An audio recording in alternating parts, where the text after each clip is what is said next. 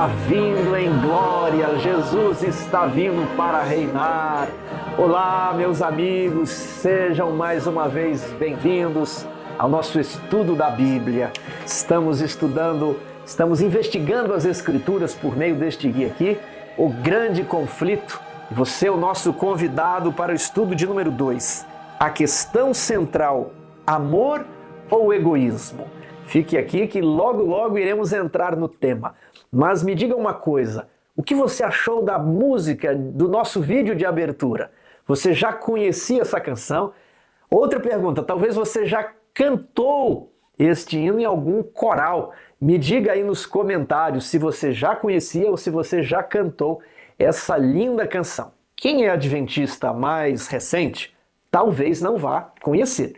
Mas os adventistas de mais anos, de antes dos anos 2000, essa música era muito cantada em grupos corais por todo o Brasil. Então eu quero ouvir os comentários de vocês. Escrevam aqui qual era a situação de música, se vocês já tinham ouvido, se já tinham cantado com som de trombetas.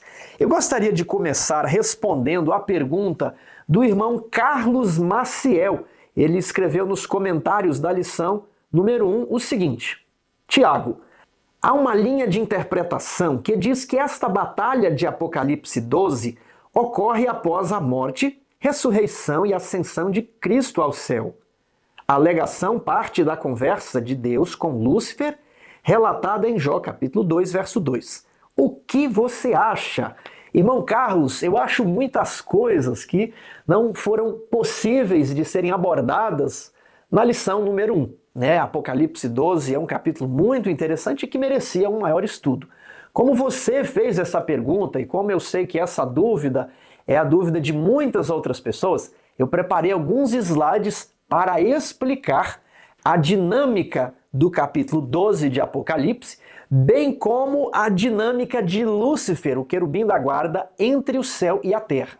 Eu coloquei algumas passagens, vocês podem salvar a tela ou baixar o PowerPoint, o arquivo PowerPoint que estará aqui na descrição do vídeo e que você poderá usar na sua igreja. Então a abertura, os slides, tudo é não apenas para o seu enriquecimento, mas para enriquecimento da sua classe, da sua igreja, ok? Vamos aos slides. Temos aqui a nossa linha do tempo e Satanás era residente no céu. Em Isaías diz que ele queria subir acima das estrelas do céu, Então ele já estava ali junto com as estrelas do céu, com os anjos. Em Ezequiel 28, 13 a 17, diz que ele estava no Éden, diz que ele era o querubim da guarda. Então a Bíblia diz que esse anjo, chamado Lúcifer, aliás, Lúcifer não seria necessariamente um nome dele, um título, O Lúcifer vem da palavra estrela da manhã. Vamos chamá-lo aqui de Lúcifer porque ele é conhecido por esse nome. Satanás, o diabo, ele era um anjo de luz, um querubim cobridor que ficava próximo a Deus, velando a glória de Deus e que dava ordem aos demais anjos. Ele era como um dos grandes generais dos anjos lá no céu. Aqui, Apocalipse 12, verso 4 e 7, diz que houve guerra no céu. E é preciso nós entendermos a dinâmica dessa guerra. Abra sua Bíblia aqui, em Apocalipse 12. Então, durante o período que Lúcifer ele habitava lá no céu, ele começou esse descontentamento no seu coração, ele semeia essa semente de dúvida e maldade no coração dos outros anjos, ele se declara o representante dos insatisfeitos, Deus diz que ele não poderia permanecer no céu daquela maneira, e o que Satanás faz? Ele parte para a força. Expulsarás todos estes e deixarás o céu vazio? Quem se utiliza da força é Satanás. É ele que inicia com o uso da força e a Bíblia diz que houve guerra no céu. Agora, Apocalipse 12, verso 4, diz que o dragão arrastava, já havia arrastado a terça parte das estrelas do céu, dos anjos, as quais ele lançou para a terra. E o dragão se deteve em frente à mulher que estava para dar à luz, a fim de lhe devorar o filho quando nascesse. Essa mulher é o povo de Deus no Antigo e no Novo Testamento. Então, essa mulher, ela representa, de certa forma, Eva, que daria luz a um filho, tal como em Gênesis 3,15, e ela representa a linhagem santa que é a linhagem ali de Sete, a linhagem dos patriarcas, o povo de Israel, a igreja judaica. E essa mulher, essa igreja, agora falando de maneira simbólica, ela está ali se preparando para o nascimento do Messias, que deveria nascer da carne humana, ele deveria encarnar, ele deveria ser como um de nós, né? Ele não viria aqui como um anjo, ele não viria de outra maneira, ele viria como um ser humano nessa terra. Daí a beleza da encarnação. Então o dragão ele já havia começado uma guerra no céu e já havia arrastado, enganado a terça parte dos anjos. Agora o verso 5. Nasceu-lhe, pois, um filho varão que há de reger todas as nações, Jesus. E o seu filho foi arrebatado para Deus até o seu trono, a ascensão de Cristo após a sua morte. A mulher, porém, fugiu para o deserto, onde lhe havia Deus preparado lugar para que nele a sustentassem durante 1260 dias. Então essa mulher agora é a igreja cristã. Aí vem o verso 7. Houve peleja no céu. Miguel e seus anjos pelejaram contra o dragão. Também pelejaram o dragão e seus anjos. Todavia não prevaleceram, nem mais se achou no céu o lugar deles. Quando que começou essa guerra? Antes da criação do mundo, lá no princípio, uma data que nós não sabemos. E essa guerra, de certo modo, se estende até para depois da morte e ascensão de Jesus. Vamos ver as provas aqui na Bíblia? Então houve guerra no céu, Satanás e seus anjos são expulsos. O que é dito ali em Lucas 10:18? Eu vi Satanás cair como um raio, Jesus falando. Agora, em Judas, capítulo 6, o que é dito? Aliás, Judas, verso 6. E a anjos, os que não guardaram seu estado original, mas abandonaram seu próprio domicílio, ele tem guardado sob trevas em algemas eternas para o juízo do grande dia. Um texto um tanto enigmático, um pouco obscuro aqui, mas diz que os anjos estão guardados em algum lugar, aguardando. Então, os anjos eles são expulsos ali do céu antes da queda do homem. E aí Satanás ele fica fora do céu. Um texto que ajuda a explicar Judas, verso 6, é a segunda carta de Pedro, capítulo 2, verso 4.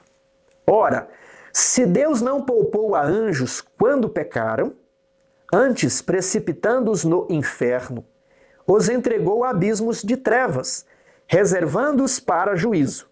Lá em Judas, reservando-os para juízo, aqui também reservando-os para juízo. E aqui o detalhe é que Deus precipitou os anjos não na terra, mas aqui está no inferno. Em grego não existe a palavra inferno na Bíblia, né? Existe a palavra tártaro, que é o local onde os condenados ficam presos, aguardando o juízo, aguardando a condenação, aguardando a execução da sentença. Então lembre-se de que lá no original está tártaro. Muitas pessoas, ao traduzir a Bíblia, colocam inferno porque fica adequado com uma certa crença religiosa dos tradutores. Mas não existe o inferno no original. Então, 2 Pedro diz que eles foram expulsos do céu, mas não diz que foram lançados para a terra. Ficaram numa espécie de tártaro. Agora veja que interessante. Satanás, então, ele residia no céu até a sua expulsão. E ele fica agora fora do céu. Aonde? Fora do céu. Agora nós temos a queda de Adão ali em Gênesis 3, verso 6, onde é dito que a mulher tomou do fruto e deu também a seu marido, e eles comeram e pecaram e viram que estavam nus, não é mesmo? Conhecemos ali a queda. Eles foram vencidos pela serpente, eles foram vencidos pela cobra. 2 Pedro 2,19, prometendo-lhes liberdade quando eles mesmos são escravos da corrupção. Foi o que a serpente prometeu. Liberdade quando Satanás era escravo do seu próprio pecado, escravo da sua própria transgressão. Pois aquele que é vencido fica escravo do vencedor. Veja só, Adão foi vencido por Satanás. Quando Adão foi criado, Adão recebeu domínio sobre este planeta. Então, quem que era o governante desse mundo, ao comando de Deus? Ele era como um governador deste mundo. Adão. Mas Adão é vencido e agora Adão torna-se escravo da serpente. Quem é vencido torna-se escravo do vencedor. Quem então passou a ser o governador deste mundo? Satanás. Tanto é que em João 16:11 é dito que ele é o príncipe deste mundo e que ele já está condenado, ele, já foi julgado, o que é dele ele está só aguardando a execução da sentença. Porém, todavia, entretanto, quando Satanás, o anjo caído, que fora expulso do céu, que não tinha um lugar para viver, quando ele vence Adão, ele torna-se o príncipe deste mundo. Ele conquista este mundo por usurpação. Ele não conquista, na verdade, ele usurpa, Ele toma pelo engano. Jesus é o rei deste mundo por legitimidade. Satanás é o usurpador. Então, este mundo é o reino de Cristo. Mas a Bíblia diz que este mundo é o império das trevas, o império de Satanás. Então, Satanás, quando venceu Adão, passou a ser o príncipe deste mundo.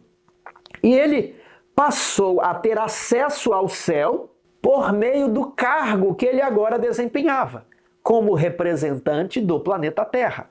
Quem tinha o direito de ir até o céu e representar as demandas do planeta Terra? Adão. Como Adão foi vencido por Satanás, a serpente, por meio de uma jogada política, por meio de um golpe jurídico, Satanás é expulso do céu. Mas Satanás, por meio de uma artimanha, de modo ardiloso, consegue retornar ao céu. Imagine Satanás, lindo e sorridente ali, voltando ao céu. Você não pode estar aqui, eu posso. Eu sou o representante do planeta Terra. Acharam que eu não poderia voltar, mas eis que eu estou aqui. Acharam que eu nunca conseguiria retornar, mas eis que eu estou de volta. Foi mais ou menos assim que ele deve ter dito. Imagine a situação. E é aqui que você vai penetrar no grande conflito. É aqui que essa história, que essa trama tem que ficar muito vívida para você. É aqui que a batalha entre os anjos deve ser muito real. É aqui que a guerra no universo entre o bem e o mal, ela precisa assumir contornos de realidade e não de fantasia.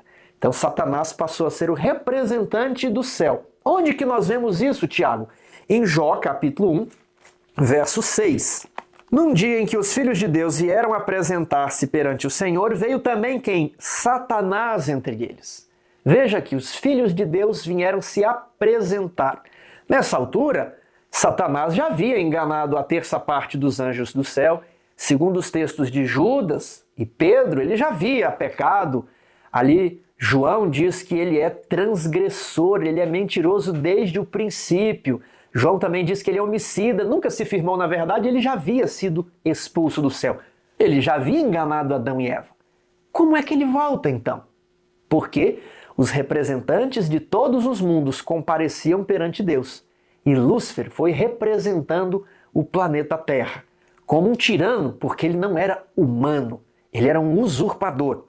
Então perguntou o Senhor a Satanás: de onde vens? Satanás respondeu ao Senhor e disse: de rodear a terra e passear por ela. Perguntou ainda o Senhor a Satanás: observaste o meu servo Jó? E nós temos também Jó 2, 1 a 8, que é bem parecido. Num dia em que os filhos de Deus vieram apresentar-se perante o Senhor, veio também Satanás entre eles. E aí Satanás diz que vinha de rodear a terra e passear por ela. E ali, veja só, verso 7. Então saiu Satanás da presença do Senhor e feriu a Jó de tumores malignos, desde a planta do pé até do alto da cabeça. Saiu Satanás, ele se retira do céu e vem ao planeta Terra. E até quando, Tiago? Até quando Satanás teve acesso ao céu? Até que veio aquele a quem o reino pertencia, aquele que tinha direito. Um humano que deveria expulsar a serpente. A serpente não é humana, a serpente é um anjo, mas o reino pertencia a Adão. E um filho de Adão viria para restaurar o reino que o pai dele havia perdido. Agora, a beleza dessa história é que esse filho de Adão é justamente o criador de Adão. Ele optou por se prender à raça humana por laços que jamais se partirão, para nos ajudar a enfrentar a serpente que havia enganado a raça humana.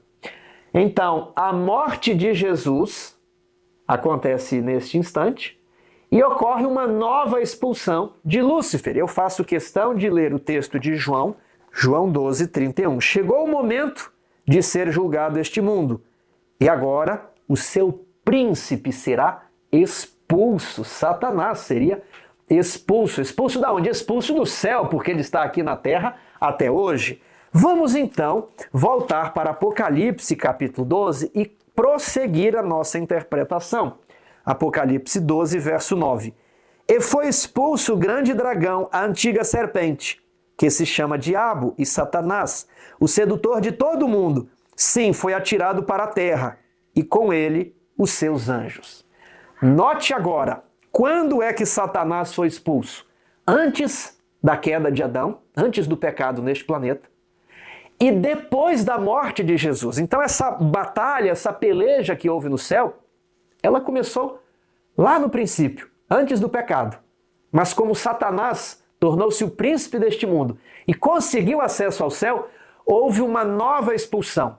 Lá em Pedro, diz que ele foi lançado no Tártaro. Mas aqui em Apocalipse, agora é dito que ele foi atirado para a terra. E veja o que os anjos no céu cantaram. Agora veio salvação e poder, o reino do nosso Deus e a autoridade do seu Cristo, pois foi expulso o acusador dos nossos irmãos, o mesmo que os acusa de dia e de noite diante do nosso Deus.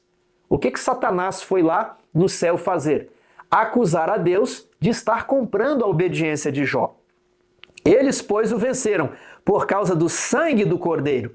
Então essa expulsão aqui é após o Cordeiro derramar o seu sangue, é após a morte de Jesus. E por causa da palavra do testemunho que deram, e mesmo em face da morte, não amaram a própria vida. Então, o príncipe deste mundo é expulso após a morte de Jesus, porque Jesus se tornou representante deste planeta e ele expulsou Satanás, que era o príncipe deste mundo. Verso 12. Por isso festejai, ó céus, e vós, os que neles habitais. Ai da terra e do mar, pois o diabo desceu até vós, cheio de grande cólera, sabendo que pouco tempo lhe resta. Será que o diabo desceu de boa vontade, de livre vontade? É só você ler o verso 13. Quando, pois, o dragão se viu atirado para a terra, perseguiu a mulher que dera à luz o filho varão. Como ele não conseguiu derrotar Jesus, o que lhe restava é perseguir a mulher, é perseguir o povo de Deus. Então, após a morte de Jesus, o verso 13 do capítulo 12 de Apocalipse, nos prova que Satanás ficou circunscrito a este planeta. Ele foi atirado à terra. Mas antes, quando ele foi expulso, Pedro nos diz que ele foi lançado primeiramente no Tártaro. Ou seja, não entendemos muito bem isso, mas ele foi lançado fora do céu. Alguns outros versos interessantes. Veja lá, primeira carta de Pedro, capítulo 1, verso 12. Foi a respeito desta salvação que os profetas indagaram e inquiriram, os quais profetizaram acerca da graça a vós outros destinada, investigando atentamente qual a ocasião ou quais as circunstâncias oportunas indicadas pelo Espírito de Cristo que neles estava, ao dar de antemão testemunho sobre os sofrimentos referente a Cristo e sobre as glórias que os seguiriam. Os profetas, quem? Daniel, Jeremias, Isaías, Ezequiel e tantos outros estavam investigando a palavra de Deus, investigando as profecias, os oráculos, para compreender o grande conflito, para compreender a luta entre o bem e o mal, para compreender quando é que viria o filho de Adão, o filho da mulher, quando ele nasceria, como seria o resgate, como Deus poderia ser justo, aplicar a sua lei e ao mesmo tempo justificador, perdoando o pecador. Como isso poderia? Os profetas há muito estão investigando, estão esquadrinhando os oráculos para entender o grande conflito. A eles foi revelado que, não para si mesmos, mas para vós outros, ministravam as coisas que agora vos foram anunciadas, por aqueles que pelo Espírito Santo enviado do céu, vos pregaram o Evangelho. Coisas essas que os anjos anelam prescrutar. E toda vez que Deus concede uma revelação ao profeta, quem é que quer ler o livro do profeta? Os anjos. Os anjos estão envolvidos no conflito. Foram os anjos que ficaram em dúvida. O conflito foi tão profundo que seres que nunca haviam pecado, seres que viam a Deus, seres que eram bons, eles ficaram em dúvida. Eles preferiram ser expulsos do céu com Lúcifer do que permanecer leais ao lado de Cristo. Você percebe a magnitude, a profundeza desse conflito? E os anjos estão olhando para o planeta Terra para entender como o caráter de Deus será vindicado por meio da encarnação de Cristo, sua morte e sua ressurreição, e por meio da aplicação da graça na vida de cada pecador, na transformação e redenção de cada crente. Os anjos procuram respostas para as suas indagações mais profundas, diz o texto bíblico. Agora, veja o que o desejado de todas as nações comenta. Até a morte de Jesus, o caráter de Satanás não fora ainda claramente revelado aos anjos e mundos não caídos. O arquiapóstata se revestira de tal forma de engano que mesmo os santos seres não lhe compreenderam os princípios. Não viram claramente a natureza de sua rebelião. Anjos santos que nunca pecaram não estavam entendendo a dimensão do que estava envolvido na rebelião, na guerra do céu, na guerra nas estrelas. Agora, o mesmo livro, página 761. Quando Jesus morreu, Satanás viu que estava desmascarado. Sua administração foi exposta perante os anjos não caídos e o universo celestial. Revelara-se um homicida. Derramando o sangue do Filho de Deus, desarraigou-se de Satanás. Derramando o sangue do Filho de Deus, desarraigou-se Satanás das simpatias dos seres celestiais. Pausa.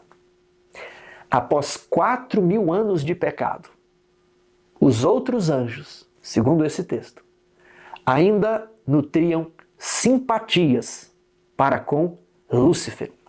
E Lúcifer não queria matar Jesus. Ele só queria espremer Jesus ao máximo, pressionar Jesus ao extremo, até que a natureza humana pudesse ceder. Jesus pecaria e Lúcifer diria que não é possível viver sem pecar. Estaria provado que a lei de Deus era injusta. E o problema era de quem fez a lei. E enquanto ele oprimia Cristo na cruz, Jesus morreu.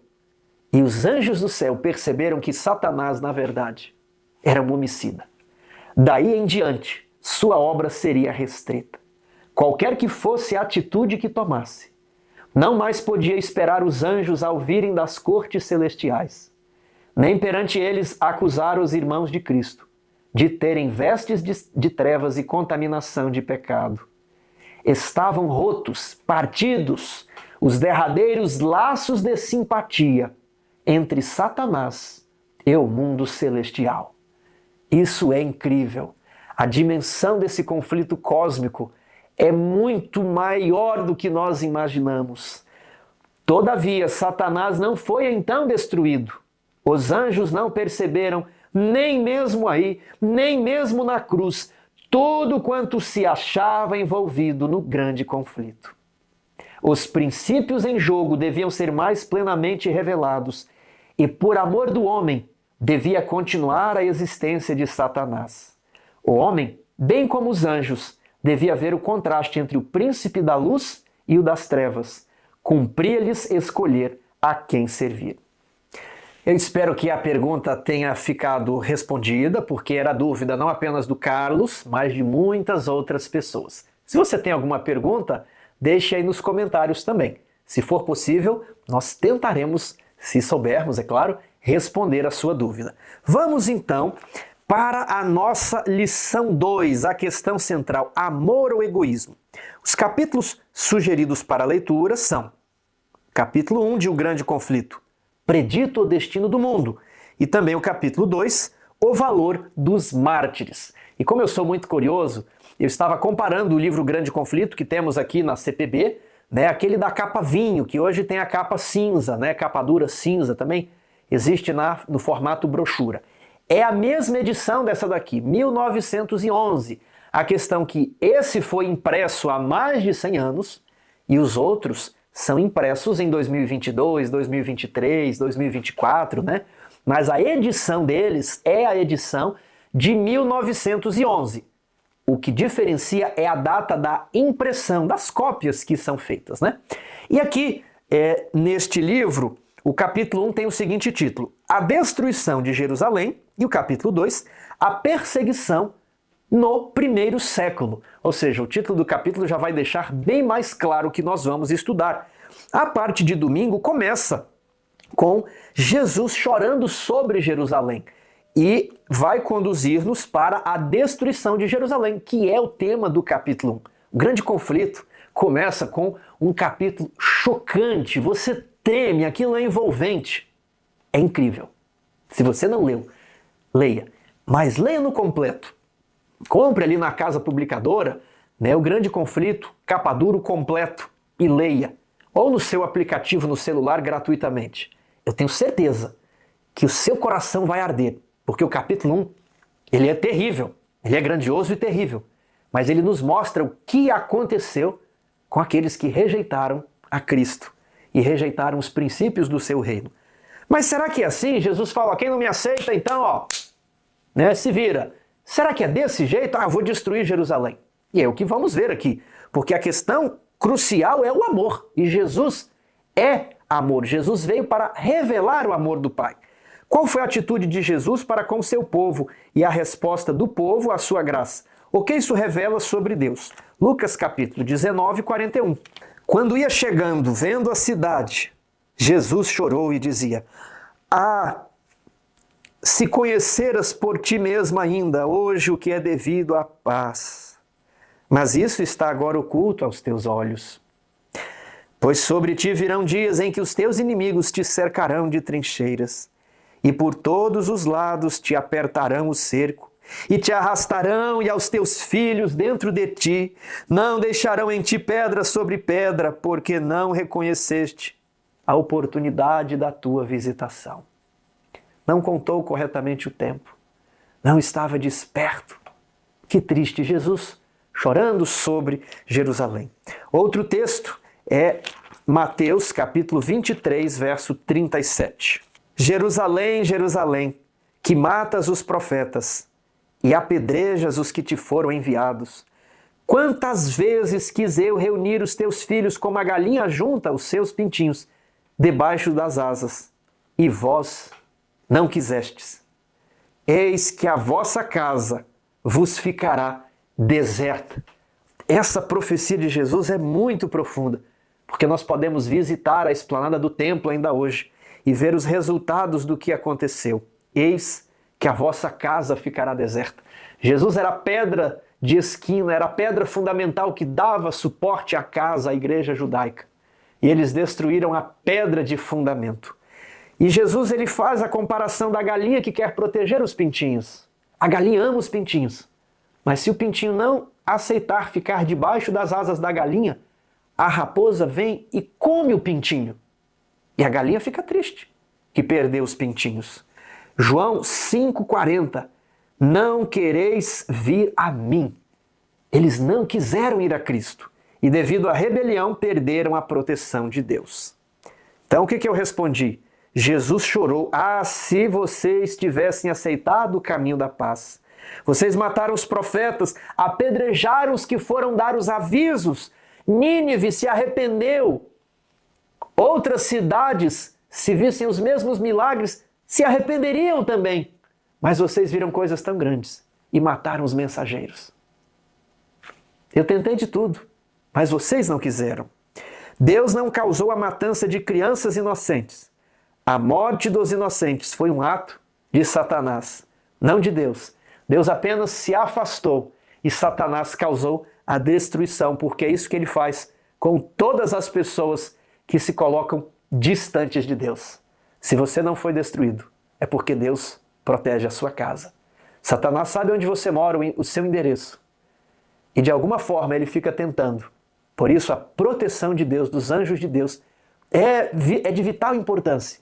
E por isso a nossa fidelidade a Deus, ela ela é mais importante ainda, porque quando Satanás nos faz pecar, nós perdemos essa proteção. Leia Mateus 24. Que instrução Jesus deu ao seu povo para salvá-lo da vindoura destruição? Mateus 24, 15 a 20. Quando, pois, virdes o abominável da desolação de que falou o profeta Daniel no lugar santo, quem lê, entenda. O abominável da desolação, ou a desolação, a abominação desoladora, né? Encontramos essa expressão lá no livro de Daniel. Então, esse era um poder terrestre que entraria no lugar santo.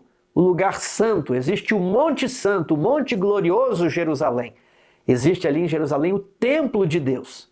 Então, quando eles vissem um poder gentio entrando em Jerusalém, eles saberiam que era a sequência de impérios ali em Daniel, eles sabiam quem era. O que eles deveriam fazer, os seguidores de Jesus? Os que estivessem na Judéia, fujam para os montes. Quem estiver sobre o eirado, não desça a tirar da casa alguma coisa. E quem estiver no campo, não volte atrás para buscar a sua capa. Ai das que estiverem grávidas e das que amamentarem naqueles dias. Orai para que a vossa fuga não se dê no inverno, nem no sábado. O inverno é muito frio, difícil. Onde você vai se abrigar da neve, das intempéries? E no sábado, porque não era o dia de fugir. Isso mostra aqui que o sábado ainda estava em vigor, naqueles dias. Então, algumas pessoas falam assim, não, esse sábado era que as portas de Jerusalém eram fechadas. Esse argumento não prospera, porque Jesus saiu de Jerusalém num dia de sábado, foi até o Monte das Oliveiras e ascendeu. Ainda que as portas grandes de Jerusalém fossem fechadas, os transeuntes podiam sair por portas estreitas da cidade de Jerusalém. Então essa explicação de que era que os judeus fechavam a cidade no sábado, ela não é um argumento. Jesus aqui demonstra que o sábado estaria em vigor muitos anos após a sua morte. Mas não é o foco aqui. O foco é que o sinal, quando eles vissem o abominável da desolação, de que falou o profeta Daniel, aonde? Vamos abrir em Daniel, capítulo 9, verso 26. Depois das 62 semanas, será morto o ungido, que é o Messias, Cristo, e já não estará. E o povo de um príncipe, quem é esse príncipe? César. Quem é o povo? Os romanos. Os romanos de César hão de vir. E esse povo destruirá a cidade e destruirá o quê? O santuário, o templo. E o seu fim será num dilúvio. E até ao fim haverá guerra, desolações são determinadas. Agora o verso 27. Ele fará firme aliança com muitos por uma semana. Ele quem? O ungido, o Messias. Ele iniciou seu ministério no ano 27, morreu no ano 31 e os seus discípulos prosseguiram ainda 3 anos e meio. Então esses 7 anos da última semana é o estabelecimento da nova aliança. Se você quiser se aprofundar no assunto, temos um curso aqui, Teologia das Alianças. Então ele fará firme aliança com muitos por uma semana e na metade da semana fará cessar o sacrifício e a oferta de manjares. Ou seja, com a sua morte, os sacrifícios e leis ritualísticas do templo perderiam seu valor, perderiam a sua vigência. Sobre a asa das abominações virá quem? O assolador. Olha, a abominação assoladora ou abominação desoladora. Sobre a asa das abominações virá o assolador, até que a destruição que está determinada se derrame sobre ele. E ele também será destruído. Então aqui nós temos o que falou o profeta Daniel. E Jesus diz o seguinte: quando vocês virem aquele quarto reino, a abominação desoladora, os gentios, aqui em Jerusalém, vocês vão fugir. A profecia era muito clara para quem acreditava em Jesus. Porque Jesus disse: a abominação desoladora virá para destruir a cidade e o santuário. Isso está dentro da profecia das 70 semanas. Pois bem, a maioria dos cristãos que viviam em Jerusalém, em 70 depois de Cristo, era de origem judaica. Deus desejava preservar as pessoas. Por isso ele deu instrução de que quando os exércitos romanos se aproximassem, eles deveriam fugir da cidade. Agora, essa data aqui do ano 70, nós vamos explicar ela mais nos pormenores aqui nos slides. Veja a nossa linha do tempo. Ano 31, morte de Jesus. Ano 64 ali, aproximadamente, não sabemos ao certo, morte de Paulo. Quem que era o imperador? Nero. E agora, no ano 66, irrompe uma revolta em Jerusalém. O procurador, o governador ali de Jerusalém se chamava Gessius Florus. E ele não sabia administrar, ele entrou em contenda, os judeus ficaram irritados ao máximo, com muita raiva, com muita ira, e fizeram uma grande rebelião para derrubar o Império Romano em Jerusalém. Era aquilo que eles queriam que o Messias fizesse. Era aquilo que muitos que procuravam a Jesus esperavam que Jesus fizesse, libertar Israel do jugo romano. E agora eles tomaram essa iniciativa nas próprias mãos. Eles se revoltam contra o poder romano. E aí o governador da Síria, que era uma espécie de supervisor sobre aquela região, o legado da Síria, o nome dele era Sestio Galo. Ele então aparece aqui, ó, Sestio Galo ataca e ele começa a debelar a rebelião imediatamente. Ele perde alguns homens, mas conquista umas áreas aqui, conquista outras, derruba uma fortaleza e então ele consegue chegar até o Monte Escopus, que é uma continuação do Monte das Oliveiras, e ele está às margens de Jerusalém. Ali do Monte Escopus você vê Jerusalém, né? Você já está nos arredores, e os soldados que estavam com ele eram soldados romanos, era a 12ª Legião Romana, Fulminata, aqueles soldados com os seus estandartes, com a águia romana, né, uma espécie de bandeira, né, bem alto. O soldado ia marchando com aqueles deuses pagãos, aquelas divindades pagãs, marchando sobre Jerusalém. E a cidade foi cercada. E a cidade estava cheia de cristãos. Só que os cristãos que estavam estudando as profecias, eles não sabiam como a coisa ia acontecer. Nós só entendemos a profecia depois que ela se realiza. E eles estudando as palavras do nosso Senhor Jesus Cristo. Quando, pois, virdes o abominável da desolação de que falou o profeta Daniel no lugar santo, quem lê entenda. Agora veja o texto de Lucas, capítulo 21. Lucas, capítulo 21, verso 20. É um texto paralelo ao texto de Mateus. Quando, porém, virdes Jerusalém sitiada de exércitos, sabei que está próxima a sua devastação. Então os que estiverem na Judéia fujam para os montes, os que se encontrarem dentro da cidade retirem-se, e os que estiverem nos campos não entrem nela, porque estes são dias de vingança, para se cumprir tudo o que está escrito. Os cristãos estavam apegados aqui, e Sestio ficou ali um dia, Sestio ficou ali 2 dias, 3 dias, e a angústia dentro da cidade, 4 dias, 5 dias. E a história diz que, inexplicavelmente, após o 9º dia, após 9 dias de cerco, Sestio levanta o cerco e retorna para a Síria.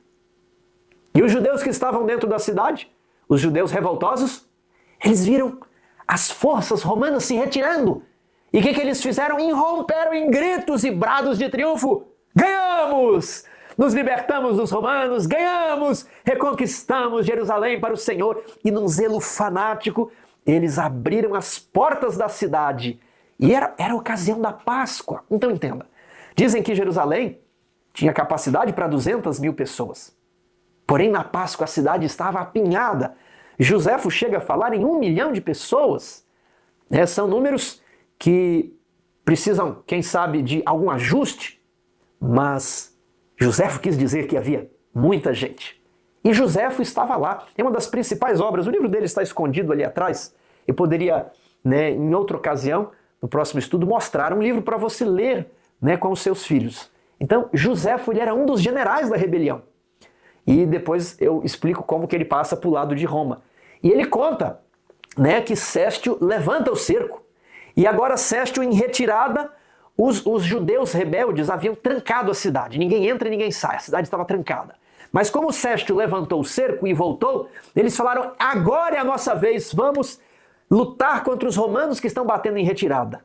E os judeus mataram quase a legião inteira, quase 6.000 soldados.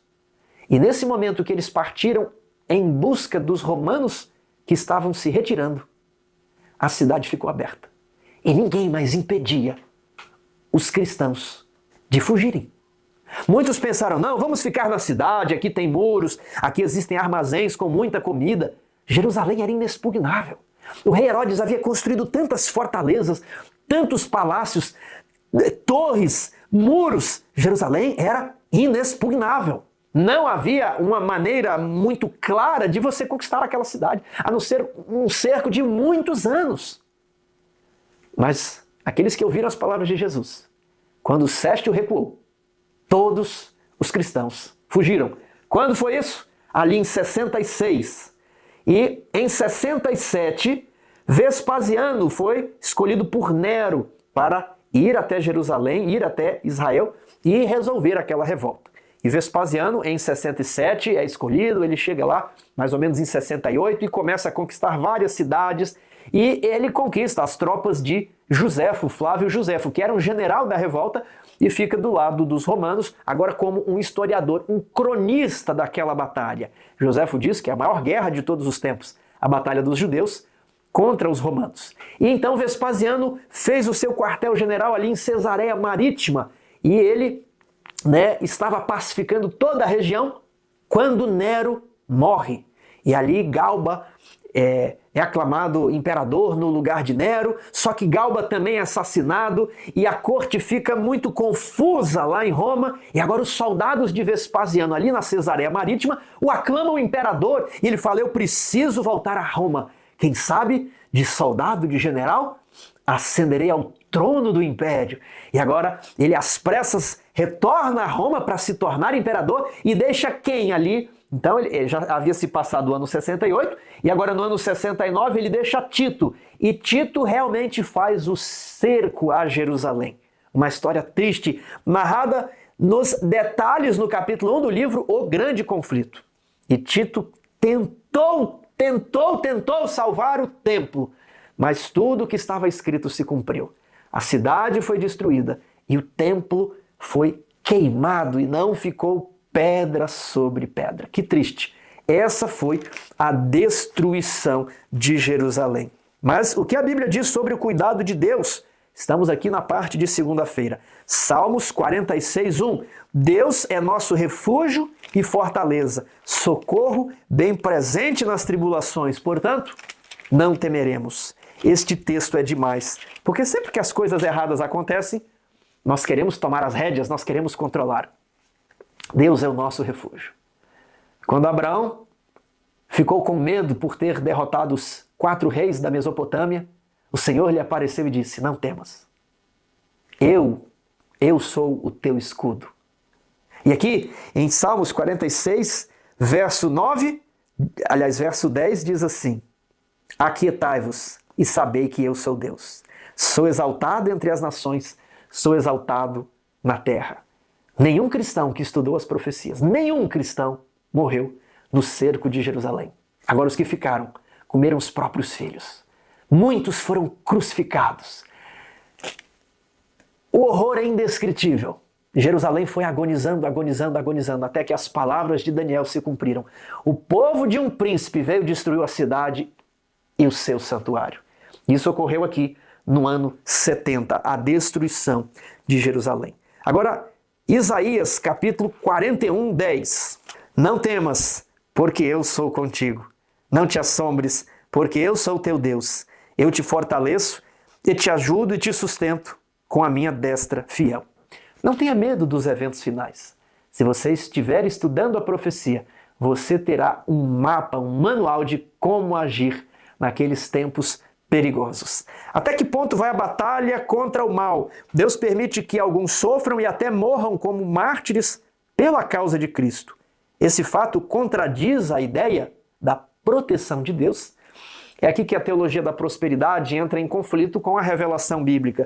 Porque na teologia da prosperidade, você receberá bênçãos, você será rico, e você será próspero, isso e mais aquilo. E aí quando vem os problemas, Sabe qual é o efeito da teologia da prosperidade? Deus não me ama. Isso é mentira. Estou aqui devolvendo dízimo, estou aqui servindo a Deus, me mato para dar esse estudo bíblico, para fazer esse trabalho missionário, e Deus não cuidou do meu filho morreu. Cadê o Senhor? Por que Deus não fez nada? Por que eu sofro perseguição? Por que eu sou chamado disso, daquilo? Por quê? É porque nós esquecemos das histórias dos mártires.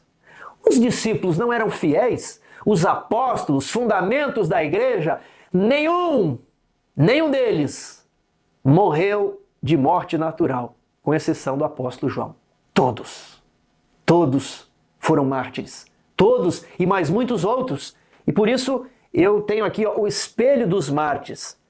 Espelho dos Mártires. É uma obra clássica do século XVI que conta o martírio dos apóstolos, depois dos primeiros cristãos, e ao longo das eras até chegar na Reforma Protestante, muitos que foram martirizados ali naquela época.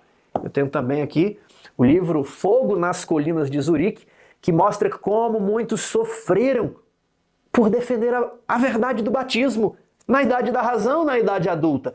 Estes livros estão ali na editora Luz do Mundo e eu indico esses livros para que você leia, porque o martírio é a resposta para muitas inquietações. Hebreus, capítulo 11, verso 35.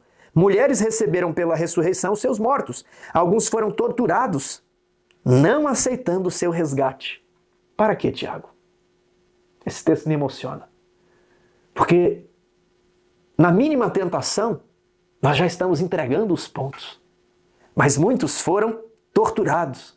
E havia uma maneira deles serem libertos.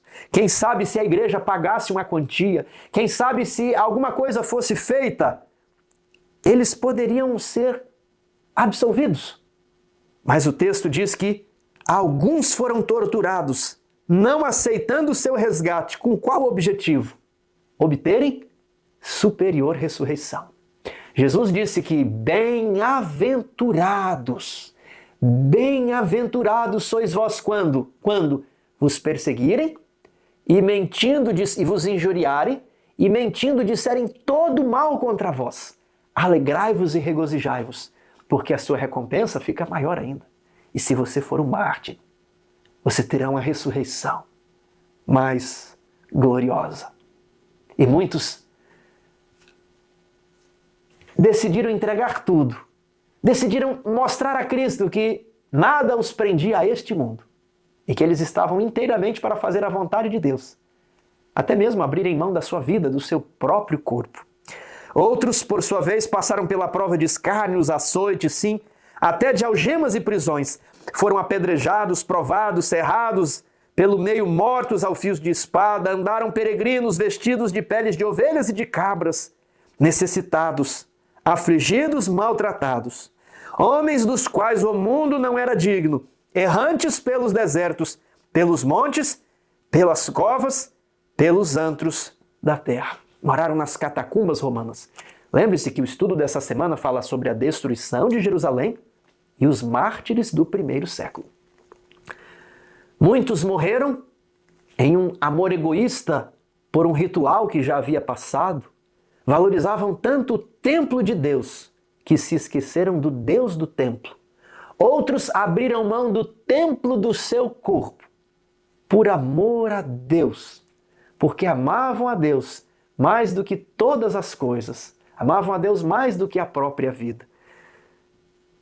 E se você tivesse de ser cerrado ao meio? E se você tivesse a barriga aberta com os seus intestinos caindo para o lado de fora? Você estaria disposto a render a vida a Jesus? Você estaria disposto a ser queimado na frente da sua família, na frente dos seus filhos? É isso que impressiona do martírio.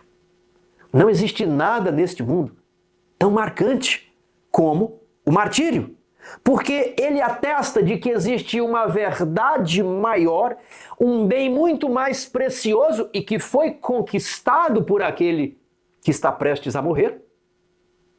E este bem lhe dá paz. Ele não tem medo de lhe cortarem um braço, de lhe arrancarem os olhos, de lhe arrancarem a língua. Ele não tem medo de ser arrastado pelas ruas até que toda a pele saia do corpo. Ele não tem medo, porque ele encontrou a pérola de grande preço. Ele não tem medo sequer da morte. Não podem fazer nada com ele a não ser atentar contra o corpo.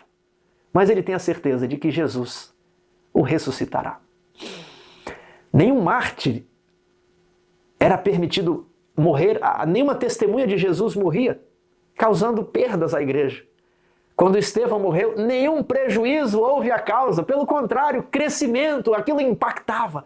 Nada neste mundo, talvez poucas coisas são tão marcantes quanto a morte de um mártir que morre cantando: Jesus, Jesus me livra de pecar. Comigo vai, comigo está, não tenho mais pesar. E o fogo crepitando, e o fogo ardendo, e ele cantando: eu aqui com Jesus, a vergonha da cruz, quero sempre levar e sofrer. Ele vem me buscar, e o fogo queimando, e com ele no lar, uma parte da glória de ter. Que lindo! Ele morria descansando no solo, no pó desta terra, até que o mestre o acordasse e lhe dissesse: minha fiel testemunha, desperte para a glória eterna. Aqui está a sua parte no reino, uma parte na glória. Você não gostaria de ter uma parte na glória? Isso não é por demais atraente? A vida e a morte de uma testemunha, de um mártir, não é por demais envolvente? Nós precisamos pensar nos mártires. Nós precisamos nos preparar para o martírio, porque haverão mártires no fim. Nós precisamos conversar com os nossos filhos, para que eles estejam prontos para dar a vida a Jesus, antes morrer do que pecar. Vamos partir para a parte de terça-feira, fiéis em meio à perseguição. Quais foram os desafios que a igreja do Novo Testamento enfrentou e como ocorreu o seu crescimento? Eu respondi que foi um crescimento vertiginoso. A semente que Jesus plantou durante os 3 anos e meio agora produziu seu fruto. 3.000, 5.000 batismos. Os discípulos falavam em línguas. Olha o poder do Espírito Santo. Depois eu anotei aqui que eles faziam trabalho de casa em casa. Eles também operavam milagres e expulsavam demônios. O inferno foi abalado. Satanás tremia ante a expansão daquela igreja cheia do Espírito Santo. E Jesus lhes disse: vocês serão minhas testemunhas tanto em Jerusalém como em toda a Judéia e Samaria e até os confins da terra. Plínio falou dos julgamentos que conduzia para encontrar e executar cristãos. Olha só Plínio, que era um governante de alguma província do Império Romano, olha o que ele escreve. Muitas pessoas de todas as idades e classes e de ambos os sexos estão sendo colocados em perigo pela acusação, e isso vai continuar.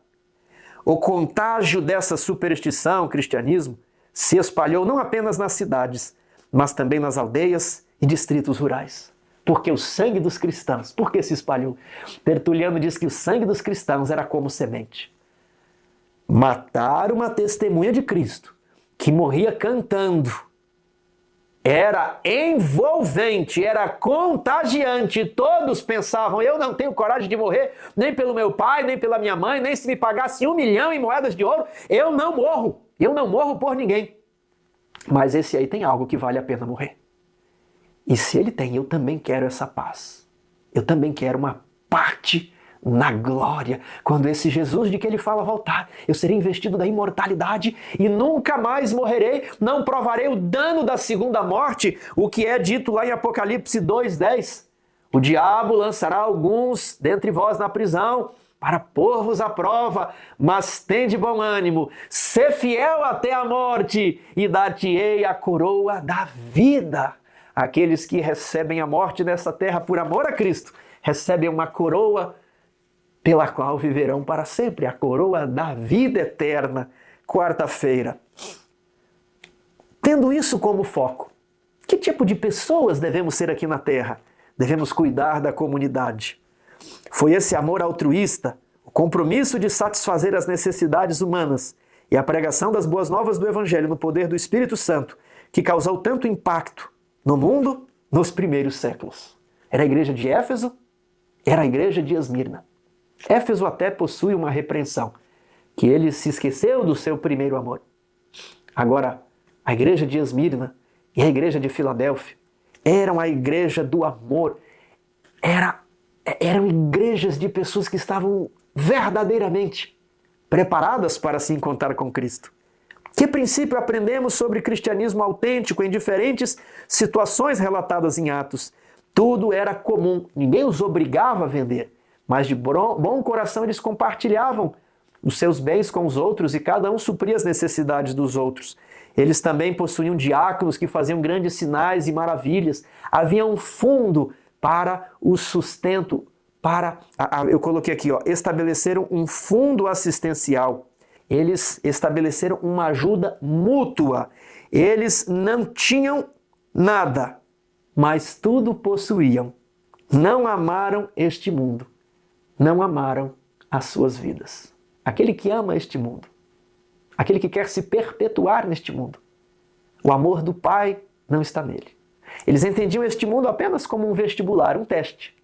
E o martírio era o teste final. Quem morre mártir, quem morre genuinamente mártir, ouve de Jesus as mesmas palavras que ele falou para o ladrão na cruz. Em verdade, eu hoje te digo, estarás comigo no paraíso. Quando eu voltar em meu reino com toda a minha glória, estarás comigo no paraíso. E existem muitos livros sobre martírio aqui, eu vou deixar o link abaixo. Não amaram as suas vidas, é um outro livro que conta a história dos mártires. Agora, o que é que a igreja primitiva nos deixou? Um legado de amor. Enquanto os judeus do primeiro templo, ali do ano 70, nos deixaram um legado de egoísmo, porque eles batalharam inclusive contra eles, as gangues entre si destruíram todo o alimento dentro de Jerusalém. Eles revelaram o egoísmo, o fanatismo religioso. Mas os cristãos do primeiro século foram também perseguidos e mortos, mas por amor à verdade. Alguns foram mortos em Jerusalém por causa de um fanatismo religioso. Outros foram mortos, mas por causa do amor à verdade. E destes não sofrerão o dano da segunda morte, diz Jesus. Andarão de branco comigo, porque são dignos disto. Um legado de amor, quinta-feira. À luz do desafio de Satanás contra o governo de Deus, o que João revela, o que ele diz sobre a essência do cristianismo. O amor é o sinal distintivo do discipulado. Isso está lá em João 13:35. Nisto conhecerão todos que sois meus discípulos, se tiverdes amor uns aos outros. E aquele que ama a Deus deve amar também o seu irmão. É o que eu respondi aqui. Os cristãos ministraram aos doentes durante grandes epidemias que devastaram o império no segundo e no terceiro século. Milhões de pessoas no Império Romano se tornaram crentes durante essas pandemias. Você se lembra de alguma pandemia recente? Quando o mundo ficou caótico e as pessoas lutaram egoisticamente? Onde eu estava? Onde você estava? O que eu fiz? O que nós fizemos em prol dos pobres e sofredores? Foi por causa de que os cristãos não se importaram com suas vidas, não amaram suas vidas. Eles ministraram aos sofredores e morriam juntos, mas eles salvaram muitos, muitos, muitos, muitos. Saturo, um dos mártires que foi à arena com perpétua e felicidade, ao longo do seu período no cárcere, ele pregou ao carcereiro, Fecundo. E quando um leopardo lhe abriu a barriga, ele pegou um anel que estava no dedo do soldado romano, no dedo do carcereiro, molhou no seu sangue e devolveu ao homem e disse assim: não permite que os eventos de hoje, o meu martírio, te atemorize. Antes, reflita sobre a minha fé, que o meu martírio confirme você na verdade eterna. E era assim que os mártires na beira da morte, salvavam os que estavam ao redor. Toda a comunidade cristã, que ainda era judaico-cristã, em sua maioria, tornou-se praticamente um exército de enfermeiros que proviam as necessidades básicas para a sobrevivência da comunidade sofredora. Com eles, partiram desta vida serenos e felizes, os cristãos, juntamente com aqueles que eles cuidavam. Foram infectados por outros com a doença, mas os infectaram com o amor, atraindo sobre si a enfermidade de seu próximo e aceitando alegremente as suas dores. Morriam, mas sabiam que a morte não era o fim. E essa é a grande esperança do mártir, ver Jesus voltar e receber a coroa de vida imortal. Levarei eu também minha cruz, diz o hino, até por uma coroa trocar. Levarei eu também minha cruz, não me envergonharei da cruz. Agora, Tiago, por que hoje não existe perseguição? Pelo menos não como essa perseguição. E a pessoa vai me dizer, mas lá na África, na Ásia, no Oriente existe perseguição. Mas não deveria haver perseguição aqui no Ocidente também? Por que não existe perseguição? Paulo, a Bíblia nos diz que onde o cristianismo for praticado verdadeiramente, haverá perseguição. Não é perseguição, o vizinho falou mal de mim. É morte, martírio. Veja o interessante texto que aparece no final do 2º capítulo do livro O Grande Conflito. Há outra questão mais importante que deveria ocupar a atenção das igrejas hoje. Não são brincadeiras, shows de motoqueiro, festas, piqueniques, entretenimentos. Não são eventos, não são grandes peças teatrais. Não é outra coisa que deveria chamar a nossa atenção nos dias de hoje. Deveríamos prestar atenção na piedade do cristianismo primitivo. Há outra questão mais importante que deveria ocupar a atenção das igrejas de hoje. O apóstolo Paulo declara que todos os que piamente querem viver em Cristo Jesus padecerão perseguições, segundo Timóteo 3,12. Por que é, pois, que a perseguição em grande parte parece adormentada? A única razão é que a igreja se conformou com a norma do mundo e, portanto, não suscita oposição. A religião que em nosso tempo prevalece não é do caráter puro e santo que assinalou a fé cristã nos dias de Cristo e seus apóstolos. É unicamente por causa do espírito de transigência com o pecado, por serem as grandes verdades da palavra de Deus tão indiferentemente consideradas, por haver tão pouca piedade vital na igreja, que o cristianismo é aparentemente tão popular no mundo. Haja um reavivamento da fé e poder da igreja primitiva, e o espírito de opressão reviverá, reacendendo as fogueiras da perseguição. Você está preparado? Não temos perseguição, porque não temos sido cristãos de verdade. Quando vivermos verdadeiramente o amor de Cristo, as fogueiras da perseguição se acenderão. E novos mártires, novas testemunhas, renderão a sua vida em homenagem ao Salvador. Que estejamos preparados para este tempo. Que Deus nos abençoe.